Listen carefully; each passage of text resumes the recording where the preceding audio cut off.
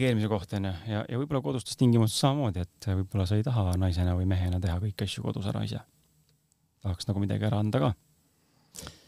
Et kuidas siis nagu seda delegeerimist nüüd siis nagu oma ellu nagu mõnes mõttes nagu tuua ja viia ja kultiveerida, kus tegelikult ei ole inimesena üldse võib-olla selline, kes tegelikult nagu oskaks seda teha ja teistpidi võib-olla sa ei julge seda teha. Ja siis tuleme taas selle saate jutu 3. punktini juurde saate alguses, et võib-olla sul ongi see hea lapse sündroom, et sa tahad hullult nagu meeldida ja tunnustust saada ja pai saada kogu aeg. Ja siis sa enam-vähem surmani nagu teenindad ja teed kõik asju ise. Väga tuttav tunne. Olen seda kõike niimoodi täpselt kogenud. Ikka ise.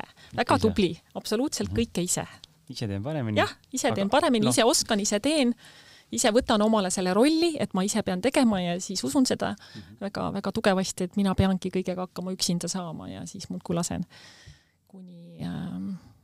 Kuni jah, ma alati mõtlen, et see läbipõlemine ükskõik kodustes oluses või siis ka tööl, et see on nagu erosioon, eks ju. Et ta hiilib niimoodi vaikselt ligi. Et sa ei pane tähele, kui ühel hetkel on nagu ohoo, kõik on tühi sinu sees.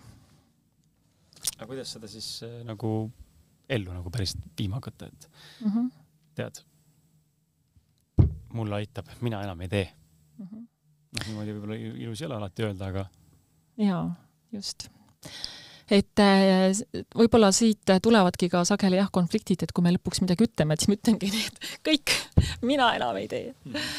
Et kuidas või kus siis alustada? Kõigepealt võib-olla delegeerimine üldse, et see ei ole oskus, see on tegelikult sinu mõtteviis. See on sinu mõttemuster, eks ju. See on see, et mina mõtlen, et mina teen ise paremini. Ma ei usalda teisi või siis arvan, et teised on lohakad või ei viitsi teha. Vahel võib ka see olla, et mulle tundub, et teistel juba on nii palju tööd isegi, näiteks töö kontekstis, ükskõik kas ma olen juht või spetsialist, eks ju. Aga ma vaatan ümberringi, ma tahaks ära anda ja mulle tundub, et aga kellele ma selle annan. Et siis ma teen ikkagi ise või kodus samamoodi, eks ju. Ja eks see siin esimene asi ongi see, et tuleb hakata mõtlema teistmoodi. Ehk et kui sa muudad oma mõtteviisi, siis sa muudad ka oma käitumist. Et delegeerimine on ka seotud usaldusega, eks ju, et see ja sageli paljud nagu arvavad, et ma ei usalda teisi, aga see tegelikult näitab, et sa ei usalda ennast, eks. Ehk et kui ma delegeerin ära mingi oma asja, et siis jälle tuleb see, et see on natuke selle perfektsionismiga ka seotud, et kui nad ei teeni hästi, siis see tuleb nagu mulle tagasi, eks ju, et minu maine kuidagi kahjustub või asjad ei saa selliselt tehtud, et mina kardan nagu ebaõnnestuda, on ju. Et jällegi, esimene samm on ikkagi teadlikkus. Et endale aru anda, et ma ise enam ei jõua, et ma ei pea kõiki asju ise tegema, eks. Ja siis sa saad sealt mõeldagi, et aga mis on need asjad, mida sa saad ära anda.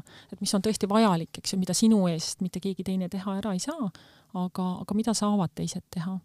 Ja see on kuidagi nagu mõtteviisi muutus sellest, et ongi, et kui ma arvan, et mina teen seda võib-olla kõige paremini, aga võib-olla teine inimene teeb seda teistmoodi. Võib-olla tema teeb ka hästi. Võib-olla teeb teine isegi paremini, aga ma ei ole proovinud, eks ju.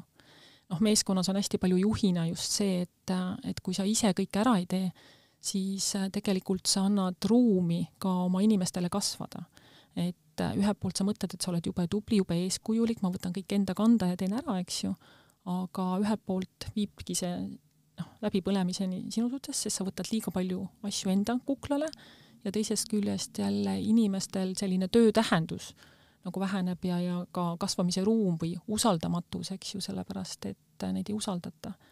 Et juht tahab kõik ära teha või minust ei sõltu nii palju, eks, et see on ka nagu, teiselt poolt ju üks selliseid nii-öelda ka tööga rahulolematuse viise, et ma ei saa panustada, et ma olen rohkemaks võimeline, aga mulle nagu ei anta, eks ju, et ma võiksin teha rohkem, aga juht teeb ise enda eest ära. Et ikkagi analüüs, teadlikkus ja selline mõtteviisi muutus, et mida ma võidan, et kui ma selliselt edasi panen nii-öelda, eks ju, et kuhu see siis lõpuks välja viib või ongi, et noh, et mis sellest delegeerimisest siis head on, eks ju. Et väikeste sammudega ja just usalduse mõttes, et annad väikseid ülesandeid ära ja õpid teisi inimesi usaldama. Et